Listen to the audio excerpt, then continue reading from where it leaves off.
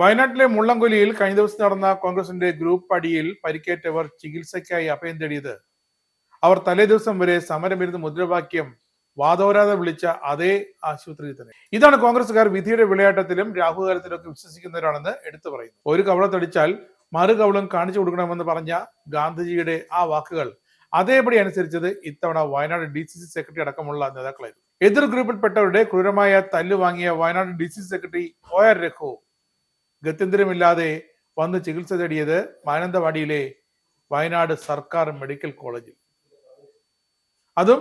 അതും LDF സർക്കാർ KIIFB fund ഉപയോഗിച്ച് നവീകരിച്ച ആധുനിക സൗകര്യങ്ങളോട് കൂടിയ ആശുപത്രി. കഴിഞ്ഞ ദിവസം ആരോഗ്യ വകുപ്പിനെതിരെ ഇതേ ആശുപത്രിക്ക് മുന്നിലേക്ക് സമരം നടത്തി ഘോരഘോരം തെറി പറഞ്ഞവരാണ്.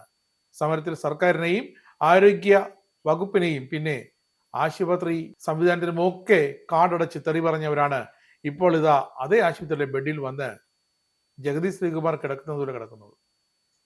ആശുപത്രിയിലെ നഴ്സുമാർക്ക് പോലും കണ്ണിൽ ചോരയില്ലെന്ന് തലേ ദിവസം വരെ പുറത്തു വന്ന് വിളിച്ചു പറഞ്ഞവർ ഇപ്പോൾ അകത്ത് കിടക്കുകയാണ്. പറഞ്ഞു തീരും മുമ്പ് ഇവിടെ വന്ന് അഭയം തേടേണ്ടി വരുമെന്ന് അവരും കരുതിയില്ല. ആശുപത്രിയിലെ ചികിത്സ തേടി എത്തിയവരിൽ രഘു മാത്രമല്ല മറ്റു കോൺഗ്രസ് നേതാക്കളുമുണ്ട്.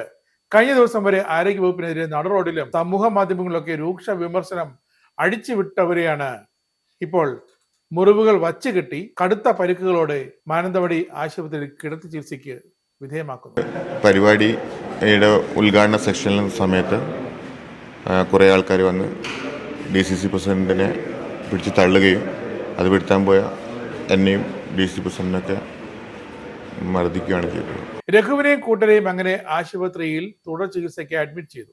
ഏത് രോഗി ചികിത്സയ്ക്ക് എത്തിയാലും അവിടെ അവർക്ക് തുല്യ പരിഗണന നൽകുമെന്ന് കോൺഗ്രസുകാർക്ക് ഇപ്പോൾ മനസ്സിലാക്കാം. സ്വന്തം മണികളുടെ തല്ലും കൊണ്ടുവന്ന് കിടക്കുന്ന കോൺഗ്രസ് പ്രവർത്തകർക്ക് ആശുപത്രിയിൽ ഒരു കാര്യത്തിനും ഒരു കുറവും ഉണ്ടാകാൻ പാടില്ലെന്നായിരുന്നു ആരോഗ്യമന്ത്രി വീണ ജോർജ് നേരിട്ട് നൽകിയ നിർദ്ദേശം എന്നാണ് വിവരം.